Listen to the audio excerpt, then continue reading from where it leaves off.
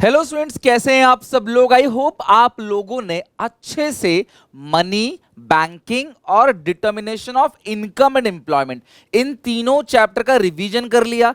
इन तीनों चैप्टर के previous year questions देख लिए और इन तीनों के तीनों चैप्टर के एमसीक्यू मैं अभी आपको कराने वाला हूं।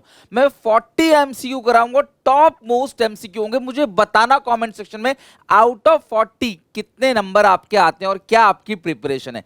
इसके बाद मैं आज शाम को रिवीजन कराऊंगा बजट, फॉरेन एक्सचेंज, बीओपी, उसके प्रीवियस ईयर क्वेश्चन, और रात 8 बजे तक मैं इसके एमसीक्यू भी करा दूंगा बजट, फॉरेन एक्सचेंज और बीओपी के। यानी आज रात तक बच्चों हमारा पूरा syllabus A to Z macro का खत्म हो जाएगा और कंप्लीट सिलेबस का लाइव रिवीजन करेंगे कल सुबह।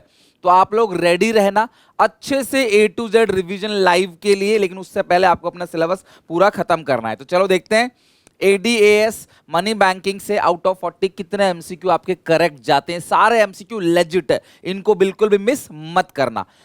सबसे पहला देखो क्वेश्चंस, मतलब किस लेवल के क्वेश्चंस है पेपर में आते हैं। कुछ कंफ्यूजिंग, कुछ इजी, कुछ मीडियम क्वेश्चंस है। In the context of the commercial bank which of the following statements are correct. Commercial bank के लिए कौन कौन से स्टेटमेंट सही हैं। डिपॉजिट रिसीव्स आर लाइबिलिटी, जो भी पब्लिक से पैसा मिलता है वो लाइबिलिटीज है, हाँ है। They are creator of credit in the economy, हाँ मनी को क्रिएट करते हैं। क्रेडिट क्रिएशन का काम इनका है, क्रेडिट कंट्रोल का काम किसका, आरबीआई का। Accept deposit from general public, ठीक है। The accept deposit in the behalf of RBI, ये गलत है। फर्स्ट, सेकंड, थर्ड, यानी कि इसका ए ऑप्शन बिल्कुल करेक्ट है। तो इस तरीके से क्वेश्चंस को आपको ढंग से पढ़ना है और देन उसके आंसर्स को देना है। सेकंड क्वेश्चन पे चलते हैं। Suppose in an economy there exist autonomous investment which are independent of the level of income. Graphically the autonomous investment curve, यार autonomous investment तो ये होता है a straight line parallel to y axis, नहीं parallel to x axis। तो यानी कि second question का बी ऑप्शन करेक्ट है, straight line parallel to the x axis। Moving to third question, with reference to the given diagram which of the following is true at the point of B। देखो यार ये हो गया आपका y और c जहां बराबर होते हैं ना उसको B for break even point बोलते हैं। और ब्रेक इवन पॉइंट पे APC 1 होता है, APS 0 होता है, S 0 होता है, C y के बराबर होता है, ठीक है। और y को ही AS बोलते हैं, AS भी C के बराबर। तो ये सारी लाइनें जहां मिल जाए समझ जाना वो ब्रेक इवन पॉइंट में ये सारी बातें सच होती हैं।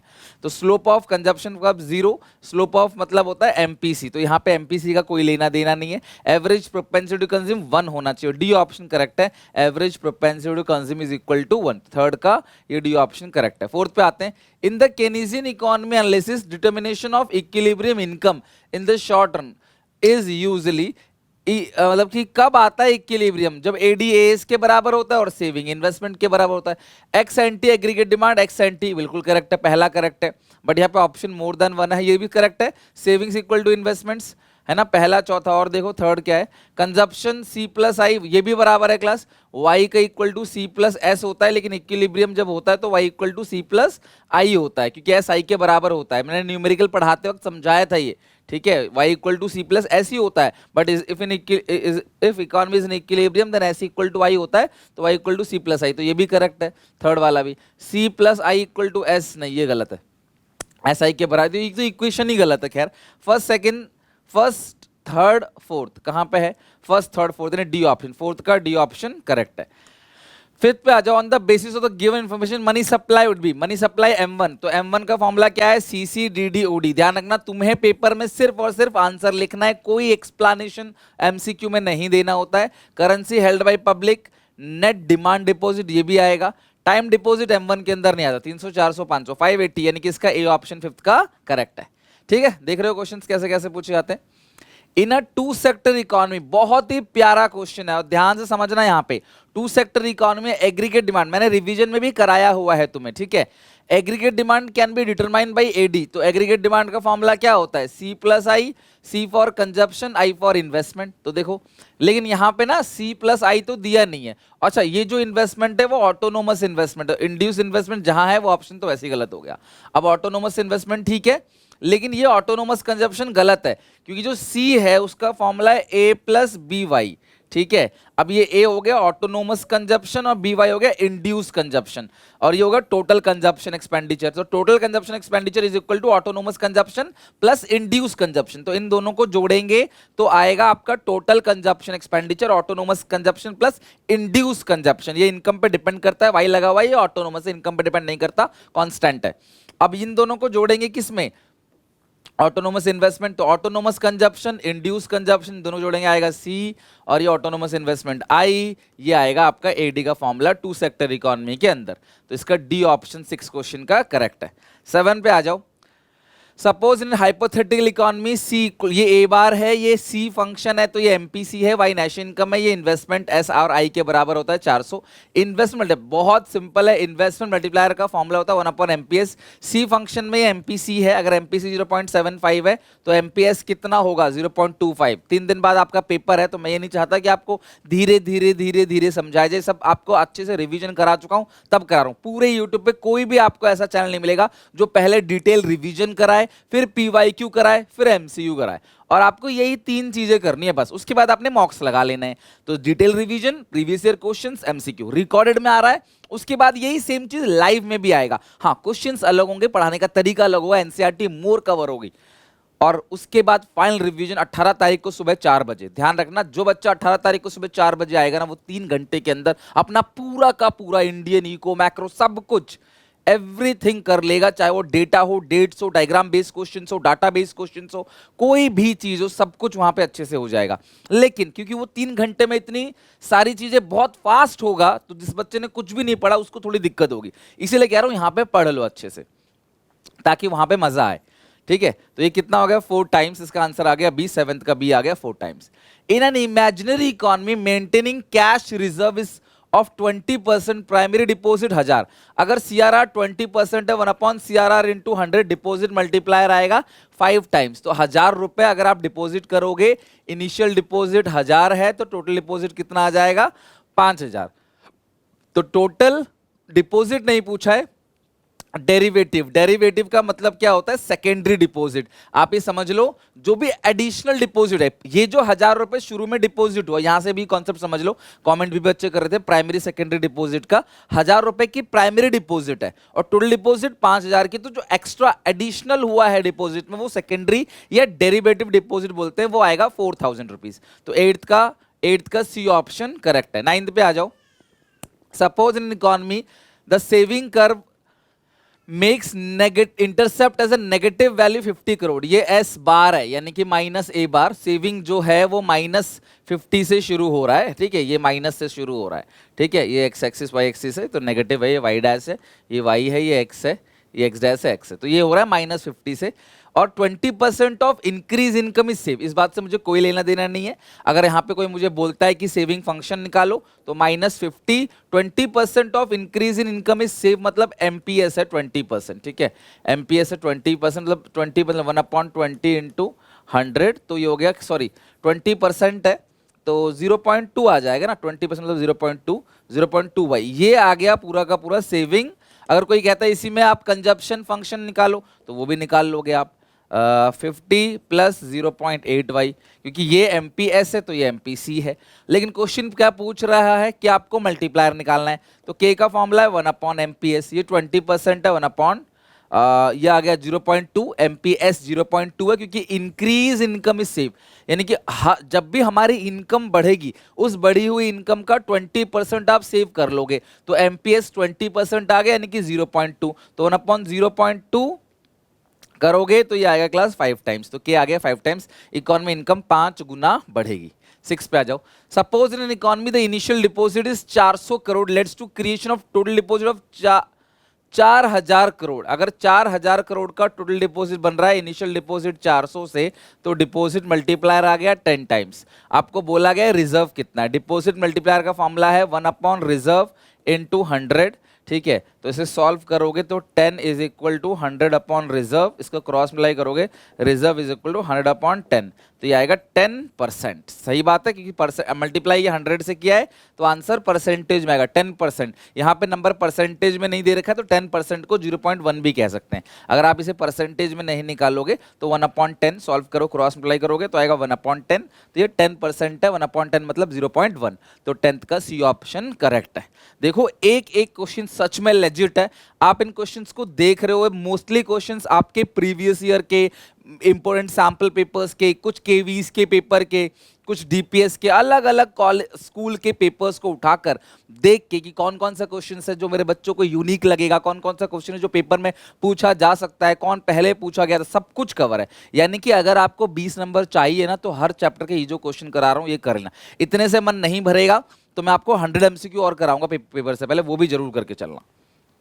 मनी इज नॉन, अब ये डेफिनेशन याद कर लो, लिख लो, क्योंकि मुझे पता है काफी बच्चों को नहीं पता होगा। मनी इज, और कल मैं कराने वाला हूं सेम चीज ये line, money is non perishable and acceptable to anyone at any point of time. नाशवान वस्तु नहीं है, आलू प्याज टमाटर रखोगे सड़ जाएगा, पैसा नहीं सड़ेगा, आप इसको लंबे समय तक स्टोर कर सकते हो और जब मर्जी तब इस पैसे का इस्तेमाल कर सकते हो। तो ये कौन सा फंक्शन है? Store of value. 11 का ए ऑप्शन करेक्ट है, store of value. The value of dash can be greater then 1, एक ही चीज है जो एक से बड़ी हो सकती है, लिख लो, एक ही चीज है, कहीं और है ही नहीं, वो है एपीसी। तो APC can be greater then 1, तो ये तो गलत हो गया, एपीसी यानी कि बी ऑप्शन करेक्ट है। एपीसी ही अकेला है जो एक से बड़ा होगा, उस सिचुएशन में एपीएस माइनस में चला जाएगा, क्योंकि तुम्हारे दिमाग में आ रहा होगा सर जब दोनों को मिला के 1 के बराबर होते हैं तो एक अकेला एक से बड़ा कैसे होगा, हो सकता है तो दूसरा माइनस में चला जाएगा, कोई प्रॉब्लम नहीं। 12th का सी ऑप्शन, 12th का बी ऑप्शन करेक्ट है। 13, read the following statement, if in an economy the level of increase in income it will always proportionately increase in consumption। गलत स्टेटमेंट है। इनकम बढ़ेगा तो क्या उसी प्रपोर्शन के अंदर कंजप्शन बढ़ता है? नहीं, कंजप्शन धीरे धीरे बढ़ता है, इनकम तेजी से बढ़ता है, कंजप्शन धीरे धीरे बढ़ता है, तभी लोग अमीर बनते हैं। ठीक है, सेविंग्स ज्यादा होती है, इन्वेस्टमेंट ज्यादा होती है। MPC and MPS are always equal to each other, दोनों कब बराबर होते हैं? हमेशा, यानी दोनों हमेशा 0.5 ही होते हैं क्या? नहीं, बिल्कुल दोनों बराबर नहीं होते, दोनों स्टेटमेंट गलत है। तो 13 का डी ऑप्शन करेक्ट है, बोथ स्टेटमेंट्स आर फॉल्स।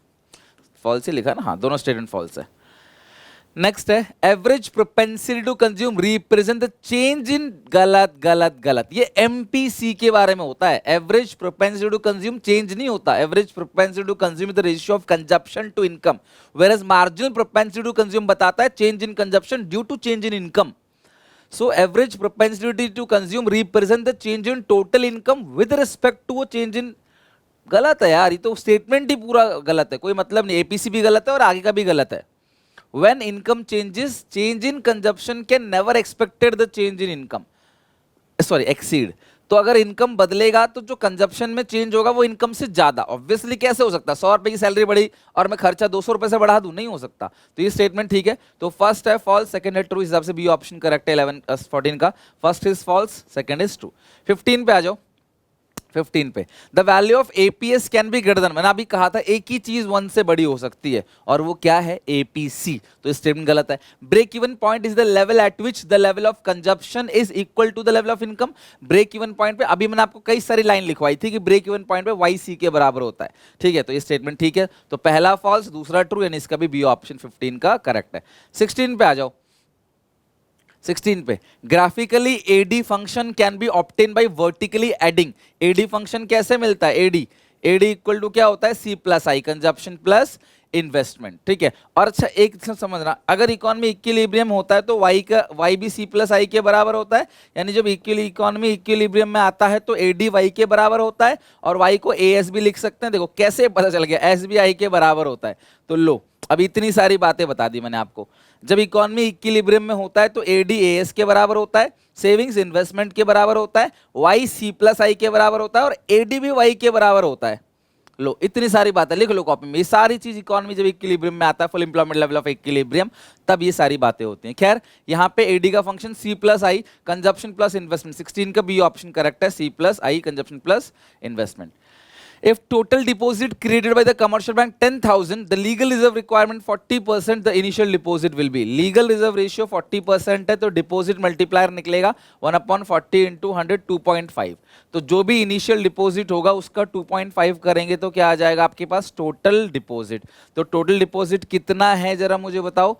10,000 है। इनिशियल डिपॉजिट x है, इसको डिवाइड दे दो 10,000 को 2.5 से, सॉल्व करके आ जाएगा 4,000। 4 दूनी 8, आधा 2 10, तो ये 4,000 रुपए फॉर 17 का सी ऑप्शन करेक्ट है। तो एमसीक्यू भी देखो सारे कवर हो गए, और एक एक क्वेश्चन लेजिट मैं बार बार बोल रहा हूँ, अब मुझे बताना जरूर कमेंट्स में। देखो यार, अगर मैं तुम्हारे लिए इतनी मेहनत कर रहा हूँ ना, एक एक क्वेश्चन उठा के लेके करा रहा हूँ, आपसे एक सिक्का नहीं ले रहा, मैं हर चीज करा रहा हूँ आपको। अकाउंट्स में भी करा, इकॉम भी करा रहा हूँ, इंग्लिश में भी करवाया भूपेंद्र से कह के, और हम आपको बीएसटी में भी कराऊंगा, आगे सीयूटी में भी कराऊंगा। टिल जब तक जो करा सकता हूँ, जो मेरे भेजे के अंदर है वो मैं करा दूंगा। म्यूजिक, पेंटिंग, हिंदी, वो मैंने कभी उठा के देखी नहीं बुक, मैंने कभी पढ़ी नहीं, तो वो मैं कैसे करा सकता हूँ। और ऑब्वियसली मैं आपको कुछ भी नहीं करा दूंगा जिसमें मेरी एक्सपर्टीज नहीं है। मैं आपको, कि आपका बोर्ड है, आपका लाइफ है, ये नहीं कि मैंने 2 चैप्टर पढ़ के पढ़ा दिया, या किसी भी अरे गहरे टीचर को जो उसको मतलब कुछ नहीं आता रख लिया। बहुत सारे टीचर अप्रोच करते हैं जो मुझे लगता है कि यार सही नहीं है, या फिर बस ब्रांड के लिए आ रहे हैं, अपना प्रमोशन करने के लिए आ रहे हैं, कोई फायदा नहीं। कराओ वो चीज़ जो परफेक्ट हो। तो मेरे चैनल पर आपको वो सारी चीज़ें मिलती हैं जहाँ पे एक्सपर्ट फैकल्टी आके करा रही हो। मुझे पता है कि यार मेरे पास मैथमेटिक्स की एक्सपर्ट फैकल्टी नहीं थी, तो मैं भाई किसी को भी लेके नहीं आया। मेरे पास आईपी की एक्सपर्ट फैकल्टी नहीं थी, नहीं लेके आया। तो जहां मैं जानता हूं और जो मैं रेकमेंड कर सकता हूं, जो बेस्ट हो आपके लिए हमेशा से, क्योंकि ये नाम मैंने बहुत मेहनत से, आपके बहुत सपोर्ट से बनाया है। तो यकीन मानो ये क्वेश्चन सच में आपको कहीं नहीं मिलेंगे पूरे यूट्यूब पे। एक एक क्वेश्चन जो है, सारे के सारे बहुत अच्छे क्वेश्चन है। प्लीज इनको मिस मत करना, मैं बार बार बोल रहा हूं, चाहे मैक्रो हो चाहे इंडियन हो। ठीक है, चलो देखो तुम बता पाते हो कि नहीं। From the following statement identify the incorrect. गलत स्टेटमेंट बताना है। अंडर एम्प्लॉयमेंट इक्विलिब्रियम में जब एडी कम होता है, एएस ज्यादा होता है, उस सिचुएशन के अंदर आपको बताना है कि कौन सा इनकरेक्ट है। तो देखो उस सिचुएशन रिसोर्सेज अंडर यूटिलाइज होता है, आपने अपनी रिसोर्सेज का फुल्ली यूटिलाइजेशन नहीं किया, तभी एडी जो है वो नीचे की तरफ आ रहा है, यानी कि ए ही गलत है। बट आगे पढ़ लो। Existence of excessive production capacity बिल्कुल करेक्ट है, अभी इकोनॉमी के अंदर है कि वो प्रोडक्शन को बढ़ा सकती है। Aggregate supply is equal to aggregate demand below employment, हाँ बिलो फुल एम्प्लॉयमेंट आता है अंडर एम्प्लॉयमेंट इक्विलिब्रियम में। Resources are not fully efficiently utilise, ये तीनों स्टेटमेंट सही है, तो इनकरेक्ट 18 का ए ऑप्शन है। इरफान एक स्टूडेंट है, 80,000 रुपए to finance his college fees. He planned to being repaying the loan in 6 months after his graduation. 6 महीने बाद पे कर देगा, उधार लिया है। तो स्टैंडर्ड ऑफ डेफर्ड पेमेंट कहता है जब हम फ्यूचर की पेमेंट ईएमआई की बात करते हैं, तो भाई वो कौन सा फंक्शन है स्टैंडर्ड ऑफ डेफर्ड पेमेंट का। For a hypothetical economy, it is known that APS 0.4, income 100 है, autonomous consumption 10 है, the value of investment multiplier। अब यार ये कैसे होगा इन्वेस्टमेंट मल्टीप्लायर। चलो एक काम करते हैं। अब यार देखो, इस क्वेश्चन को देख के बहुत सारे बच्चे घबरा जाएंगे, क्योंकि उनको लगता है सर एपीएस दिया हुआ है, हमें एमपीएस दे देता ना, या एमपीसीबी दे देता तो बात बन जाती। यस, बहुत आसान हो जाता। लेकिन निकालते हैं, कुछ रास्ता छोड़ के तो नहीं आएंगे, अटेम्प्ट तो करेंगे। गलत क्वेश्चन हो तो नंबर मिलेगा। तो देखते हैं क्या है। एपीएस 0.4 है, यानी 40% ऑफ इनकम इज सेव। ठीक है, और अगर आप देखोगे इनकम है 100, उसका 40% मतलब 40 आ गया, 40 आ गया सेविंग्स। तो कंजप्शन कितना आ जाएगा? कंजप्शन आ जाएगा 60। सेविंग 40 है तो कंजप्शन कितना आ जाएगा? 60 आ जाएगा। तो कंजप्शन 60 है, 60 इज इक्वल टू ए बार कितना है 10 प्लस ये आएगा एमपीसी, हमें नहीं पता कितना है एमपीसी क्योंकि इस क्वेश्चन में गिवन नहीं है। और जो नेशनल इनकम है वो कितना है 100। अगर मैं यहाँ पे देखूँ 60 में से 10 घटा दूँ तो 50 आ जाएगा। अगर मैं 100 को इधर भेजूँ डिवाइड में हो जाएगा, दैट इज कॉल्ड एमपीसी। तो एमपीसी देखो यहाँ पे निकल कर आ गया 0.5। बहुत ही अच्छा क्वेश्चन है, मार्क कर लेना। और ऐसे क्वेश्चन के लिए जरूर कॉमेंट्स में लिखना कि आपसे बना नहीं बना, और नहीं बना लिख के रख लो, बना तो मुझे बताना, मैं देखना चाहता हूँ कितने बच्चे एक्चुअली में पढ़ रहे हैं। एमपीएस जो ये वो है जो हिम्मत नहीं हारना है, रास्ता ढूंढना है आपको, समझ रहे हो बात को। तो एमपीएस 0.5 आ गया, के का फॉर्मूला क्या आ गया 1/MPS 1/0.2 दैट इज 5 टाइम्स। ठीक है, और एक बात ध्यान रखना, जब एमपीसी और एमपीएस दोनों बराबर होते हैं ना आपस में, तो के हमेशा 5 होगा। लेकिन अगर जैसे मान लो आपको क्वेश्चन ये दे दे कि एमपीसी और एमपीएस दोनों बराबर है, ठीक है, या फिर जो भी हमारी एडिशन इनकम है उसका आधा हम कंज्यूम कर रहे हैं, उसका आधा हम सेव कर रहे हैं, इस सिचुएशन में के निकालना है। बच्चे बोलते सर कुछ भी गिवन नहीं, के कैसे निकाले? गिवन है, दोनों बराबर है, दोनों एक के बराबर होता है, तो दोनों मिला के आधा आधा ही हुआ। दोनों बराबर है और एक के बराबर भी है, तो 0.5 दोनों बराबर भी है और दोनों को मिला के 1 भी आता है, तो क्या आएगा कितना? 2 टाइम्स। तो मल्टीप्लायर आपको पूछा तो आपका आंसर आएगा 2 times B. If amount of initial deposit with commercial bank 3,000, LRR 25% है, 25 मतलब 1/25 इंटू 100 विच इज 4 टाइम्स। तो 3,000 है इनिशियल डिपॉजिट, 4 गुना हो जाएगा, टोटल डिपॉजिट हो जाएगा आपका 12,000। ठीक है, रिजर्व बैंक ऑफ इंडिया वो स्टैब्लिश इन द ईयर, देखो आरबीआई एक्ट कब का है जरा मुझे बताओ, स्टैब्लिश जो हुआ है वो कब स्टैब्लिश हुआ है? 1935 को स्टैब्लिश हुआ है। एक्ट जो है वो 1934 का है, स्टैब्लिश हुआ है 1935 को। मंथ कौन सा जरा मुझे कमेंट्स में बताओ। 23, suppose in a hypothetical economy the central bank increase the reserve from 10 to 25%। Reserve जो है वो 10 से बढ़कर 25% बढ़ गया, keeping the amount of initial deposit 10,000। Initial deposit पहले भी 1000 था, अभी भी 1000 है। The amount of total money creation would be, total money creation कितना होगा? तो भाई 1000 है, 25% का मतलब होता है 4 टाइम्स। पता है ना कैसे? 4 टाइम्स। डिपॉजिट मल्टीप्लायर का फॉर्मूला क्या होता है? 1 रिजर्व रेशियो इनटू 100, 4 टाइम्स। तो 1000 का 4 टाइम्स कितना हो जाएगा? 4000। तो इनिशियल डिपॉजिट 1000 है, लीगल रिजर्व रेशियो या कैश रिजर्व रेशियो या रिजर्व रेशियो 25% है, 4 गुना हो जाएगा। 10% में 10 गुना, 20% में 5 गुना, 25% में 4 गुना, 50% में 2 गुना। समझ रहे बात को? 100% में तो 1 गुना ही है फिर तो 23 का बी ऑप्शन करेक्ट है, 4000। ठीक है। 24, the government can reduce the deflation by purchasing government security in the open market. Deflation, the government can be reduce the deflation by purchasing government security in the open। यार देखो 24 में ना थोड़ा सा mistake है कॉन्सेप्चुअली। क्या mistake है कि जो गवर्नमेंट जो है वो परचेज नहीं करती, परचेज करती है आरबीआई। इन्फ्लेशन में आरबीआई सेल करती है, डिफ्लेशन में आरबीआई परचेज करती है, लेकिन गवर्नमेंट नहीं करती ना, ये रिजर्व बैंक ऑफ इंडिया करती है। अब इतनी बारीकी से, आई थिंक पीवाईक्यू है ये, इतनी बारीकी से सवाल पूछा गया है, बताओ बच्चा गलत कैसे नहीं करे। अब गवर्नमेंट नहीं करती, आरबीआई करती है। और एक भी ऑप्शन अगर गलत है, पहला गलत है, तो ऑप्शन डी ही करेक्ट होगा, ए फॉल्स और आर ट्रू है। देखते हैं, this central bank purchase government security. अच्छा, आपको देखो यहां पढ़ के भले ही आप क्लिक नहीं करता दिमाग में, लेकिन यहां पढ़ के आपको क्लिक कर लेता कि हाँ भैया ये सेंट्रल बैंक जो वो परचेज करती, गवर्नमेंट नहीं परचेज करती। तो 24 का रीजन जो है बिल्कुल करेक्ट है और ये असर्शन गलत है, तो डी ऑप्शन इसका करेक्ट है। Dash is the total volume of money held by public for the purpose of disposing of at a particular point of time। particular point of time पे जो होता है उसको बोलते हैं मनी सप्लाई, है ना। तो यानी सी ऑप्शन 25 का करेक्ट है। High powered money consist of, ध्यान रखना है एच, मैंने आपको पढ़ाते वक्त बताया हाई पावर्ड मनी क्या होता है? Currency and coin held by public. Currency और करेंसी तो है ही है, कॉइन करेंसी एक ही बात है, तो गलत है।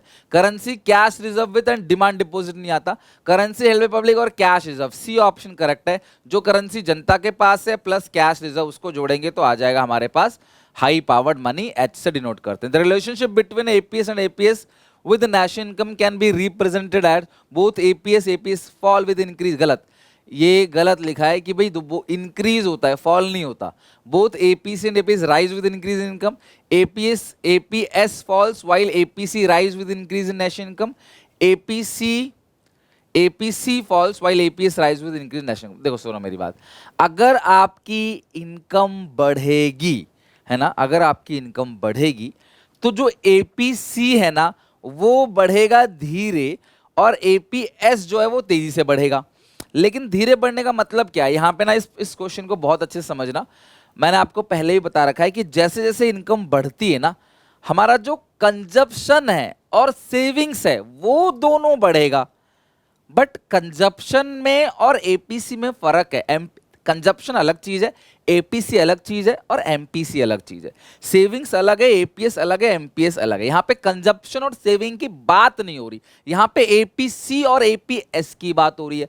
तो क्वेश्चन कह रहा है जैसे जैसे आपकी इनकम बढ़ेगी एपीसी घटता चला जाएगा और एपीएस बढ़ता चलेगा। बिल्कुल सही है। मैं तुम्हें प्रैक्टिकल एग्जांपल देता हूं। अगर मान लो आपने 100 रुपए कमाया, ठीक है, तो कंजप्शन जो किया है वो मान लो 60 किया है, ठीक है। फिर आते हैं दूसरा, अगर आपने 100 रुपए आपने बढ़ाया, सॉरी आपकी इनकम बढ़ गई 100 से 200 हो गई, तो जो कंजप्शन अब करोगे वो मान लेते हैं क्लास आप करोगे 100 रुपए का, ठीक है। तो अब इस सिचुएशन में अगर मैं एपीसी देखूं तो 0.6 आएगा। देखो कंजप्शन तो बढ़ा है, पहले 60 रुपए खर्च करते थे, अब 100 रुपए खर्च करें, कंजप्शन तो बढ़ेगा।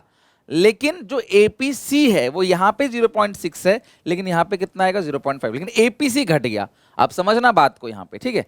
एपीसी घट गया। अगर मैं यहाँ पे एपीएस निकालूं तो एपीएस यहाँ पे कितना था 0.4, अगर एपीसी 0.6 है तो एपीएस 0.4 होगा। अच्छा एपीसी 0.5 है तो एपीएस कितना को 0.5, तो एपीएस 0.4 से 0.5 बढ़ गया, लेकिन एपीसी 0.6 से 0.5 घट गया। तो यानी कि जैसे जैसे आपकी इनकम 100 से 200 बढ़ी, आपका जो एपीसी है वो क्या हो गया, घट गया। पहले 0.6 था, अब बाद में क्या हो गया 0.5, लेकिन एपीएस जो है वो क्या हो गया, बढ़ गया 0.4 से 0.5।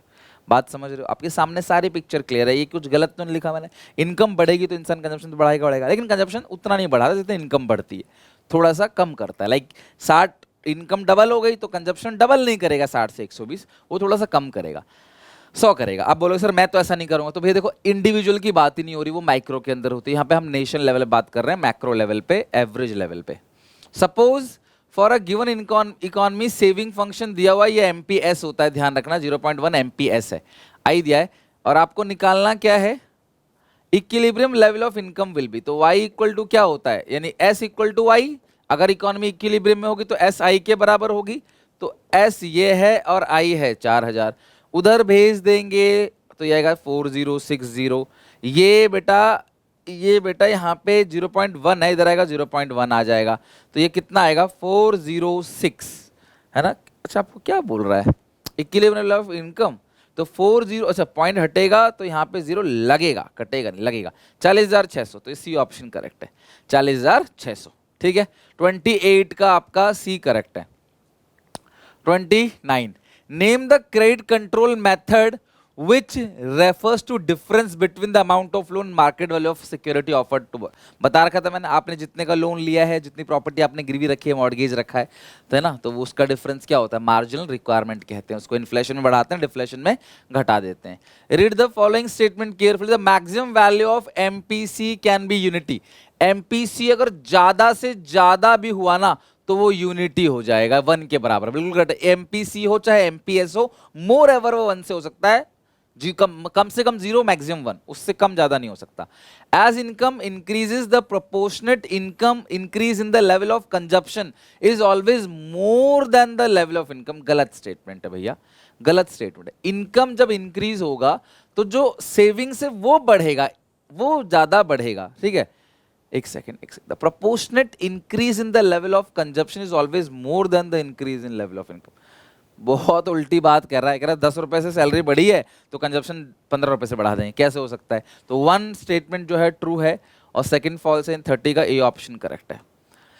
Deflationary gap refers to gap which dash falls short the aggregate demand. Deflationary gap कब होता है, जब by which dash short fall the aggregate demand record. देखो यार इसका जो होगा ना, जो ये खाली एग्रीगेट डिमांड बोल रहा है, ये कुछ नहीं लिखा होता तो एक्स एंड टी बोलते हैं, ठीक है।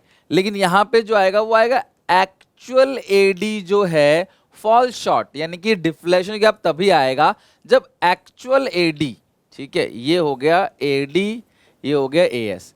अब जो एक्चुअल एडी इसको बोलते हैं एक्स पोस्ट एडी, और ये एक्स एंटे, आपको पता है कि कुछ नहीं लिखा है, खाली इक्विलिब्रियम में कब आती है इकोनॉमी, जब x एंटे aggregate demand x एंटे aggregate supply के बराबर हो, ये आ गया इक्विलिब्रियम।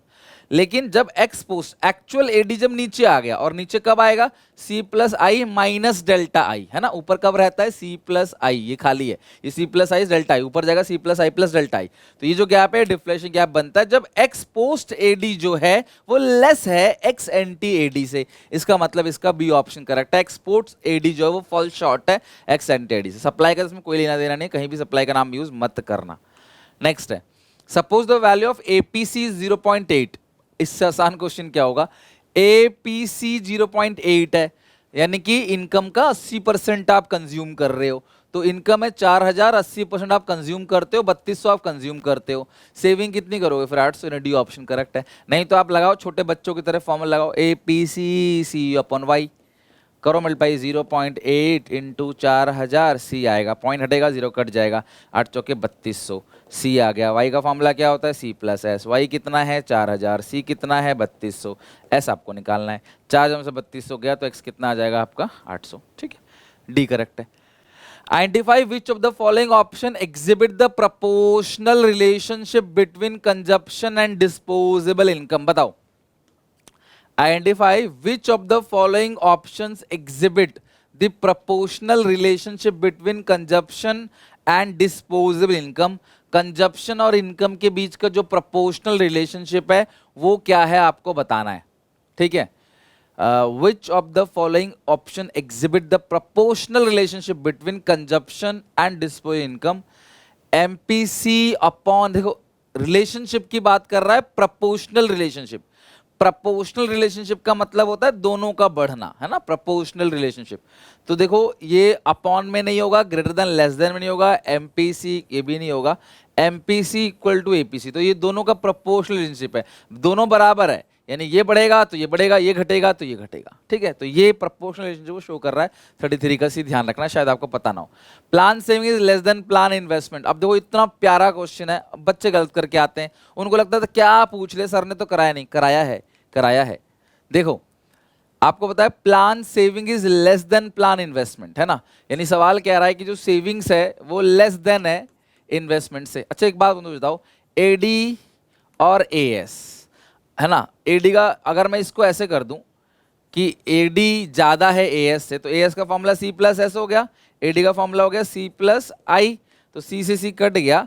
यानी कि इसी सिचुएशन के अंदर जब अगर एडी ज्यादा है, एडी ज्यादा है एएस से, तो इसका मतलब एस कम है और आई जो है वो ज्यादा है। तो यानी कि ये वाला ऑप्शन करेक्ट होगा जहां पे एडी ज्यादा है एएस से, यानी सी ऑप्शन 34 का करेक्ट होगा। तो मैं आपको और थोड़ा बेहतर समझाता हूं, एडी इक्वल टू एएस, इसका मतलब क्या होता है, एडी का फॉर्मूला है सी प्लस आई, एएस का फॉर्मूला है सी प्लस एस, सी सी कट गया, अगर एडी एएस के बराबर है इसका मतलब एस आई के बराबर है। अगेन अगर मैं यहीं पे रूल बना दूं, AD is greater than AS, तो एडी का फॉर्मूला है सी प्लस आई, एएस का फॉर्मूला है सी प्लस, सी से सी कट गया, तो इस सिचुएशन में आई ज़्यादा है एस से, एडी लेस है एएस ज़्यादा है, एएस का फॉर्मूला है सी प्लस एस, एडी का फॉर्मूला है सी प्लस आई, ठीक है। अब इस सिचुएशन में क्या होगा, सी सी बराबर है, तो जो सी सी तो ये कट गया, है ना, सी सी तो कट गया, तो ये हो गया आई जो है वो कम है, सेविंग ज़्यादा है। तो ध्यान रखना, अगर एडी ये इस तरीके से खुद रट्टा मारने की जरूरत ही नहीं है, खुद ही आप काट कूट के देख लेना। तो यहाँ पे जैसे ये था, मैंने देखा कि अगर ये लेते हैं, अगर आप यहाँ पे पहला ऑप्शन अगर आप लेते हैं, बराबर वाला तो कभी हो नहीं सकता क्योंकि ये ग्रेटर देन लेस देन है। तो एडी का फॉर्मूला है सी प्लस आई, ये एस का फॉर्मूला है सी प्लस एस, अगर मैं सी से सी काट दूँ तो यहाँ पे एस ज़्यादा है आई से, जबकि यहाँ ऊपर एस ऑप्शन कम कह रहा है, तो ये तो गलत हो गया, ये गलत हो गया, तो ऑब्वियसली सी ही सही है, और आपने अप्लाई भी करके देख लिया। 35 में which of the following statement is false. Money supply stock concept है, ये ट्रू है। High powered money include demand deposit of commercial bank beside the currency public, ये तो होता है, ये नहीं होता, है ना, तो ये आधा सही है आधा गलत है। M1 इंक्लूड्स ग्रॉस, M1 में ग्रॉस नहीं नेट डिमांड डिपॉजिट्स आता है, तो ये वाला पूरी तरीके से गलत है, सी ऑप्शन। वैसे अगर इस क्वेश्चन में बी और सी बोथ होता ना कहीं, तो बी और सी पे टिक करता, लेकिन इस क्वेश्चन में एक ही ऑप्शन चूज करना है और पेपर में आता है तो आप सी टिक करोगे। ऑल्दो हाई पावर्ड मनी में भी डिमांड डिपॉजिट, मैंने अभी एक एमसीक्यू भी कराया था पहले, उसमें ना हाई पावर्ड मनी में डिमांड डिपॉजिट को नहीं लेते, जो कैश रिजर्व है वो लेते हैं, और जो पब्लिक के पास करेंसी है वो लेते हैं। तो सी ऑप्शन 35 का करेक्ट है। From the following diagram identify the correct option. The most easiest question, as line is reference line, जो कि 45 डिग्री लाइन होता है, तो इसका पहला ऑप्शन करेक्ट है, यानी कि ए ऑप्शन 36 का करेक्ट है। 37, if the entire addition income is consumed, अगर entire addition income is consume कर लिया, जितनी भी इनकम बढ़ी वो सारा का सारा कंज्यूम कर लिया, तो एमपीसी 1 हो जाए, एमपीसी जो है 1 हो जाएगा, तो एमपीएस कितना हो जाएगा, 0 हो जाएगा। समझ में आ गया। Entire addition income consume the value of multiplier, तो अभी सिचुएशन में के का फॉर्मूला क्या होता है, 1 अपॉन एमपीएस, एमपीएस 0 है तो के कितना आएगा, इन्फिनिटी, यानी कि 37 का डी ऑप्शन करेक्ट है। 38, in the economy break even level of income is determined. Break even level of income कब पता चलेगा, break even, marginal propensity to consume equal to marginal propensity. यार ये कहीं भी पढ़ा है आपने ब्रेक इवन में? मैंने ब्रेक इवन और इक्विलिब्रियम के इतने सारे पॉइंट्स आपको बता दिए, कब पढ़ा है मैंने भाई कि एमपीसी एमपीएस, तो कहीं भी नहीं पढ़ा है ये दोनों बराबर होगा। y इक्वल टू सी होगा, s 0 होगा, एपीएस 0 होगा, एपीसी 1 होगा। एवरेज प्रोपेंसिटी टू कंज्यूम, ये दोनों भी आपस में कहीं बराबर नहीं होंगे, तो सेकंड और थर्ड करेक्ट है, सी ऑप्शन करेक्ट है 38 का। 39 पे आ जाओ। Identify the correct feature of money supply, it is a strong concept, ठीक है, पहला सही है, तो जहां जहां पहला नियम हटा दो। अब देख लो चौथा और दूसरे में से कौन सा सही है। It includes money held by the house hold and firm, बिल्कुल करेक्ट है। Second, it includes the money held by banks, ये तो नहीं लेना होता मनी सप्लाई के अंदर ना, ये एक्सक्लूड करना होता है, साफ साफ पड़ा है। गवर्नमेंट का और बैंकिंग का पैसा नहीं लेता, हाउस होल्ड फर्म का लेते हैं। तो यानी कि इस हिसाब से ये ए ऑप्शन करेक्ट है, फर्स्ट और फोर्थ। 39 का ए ऑप्शन करेक्ट है, फर्स्ट और fourth. The total consumption expenditure of the household and the Keynesian economy is a combination of total consumption expenditure क्या होता है, ऑटोनोमस कंजप्शन प्लस इंड्यूस, ये autonomous consumption है, induce consumption है, autonomous consumption और induce consumption. D option जो है वो करेक्ट है, ऑटोनोमस कंजप्शन और इंड्यूस कंजप्शन। बस अब आप मुझे बताओ आउट ऑफ 40 कितने क्वेश्चंस आपके करेक्ट है। और बस हमारा बच गया foreign exchange rate, BOP, balance of payment, आज खत्म करेंगे। अगर मान लो आप थोड़ा पीछे हो, आप लेट हो, थोड़ा सा स्लो लर्नर हो, तो आप कोशिश करना कि कल तक खत्म कर दो। देखो कल के बाद कुछ नहीं हो पाएगा, फिर ध्यान रखना, क्योंकि 14 तारीख तक खत्म करोगे तो फिर 3 दिन बचेंगे, 3 दिन में पूरी इंडियन खत्म करनी है, 2 दिन वहां लगेंगे, फिर आपको मॉक्स बनाने हैं, पीवाईक्यू, बहुत सारी और छोटे मोटे क्वेश्चंस की राइटिंग, आंसर राइटिंग प्रैक्टिस, बहुत कुछ करना है। ठीक है, तो ऑल दो मॉक से भी आंसर राइटिंग प्रैक्टिस हो जाएगी, लेकिन मैं काफी कुछ और कराऊंगा। बाकी 18 तारीख को सुबह मिलेंगे लाइव में। तो आप मुझे बताना आउट ऑफ 40 कितने क्वेश्चंस आपके करेक्ट गए। ठीक है, मिलते हैं नेक्स्ट वीडियो में। Take care, bye bye. यहाँ तक पढ़ के जरूर आना।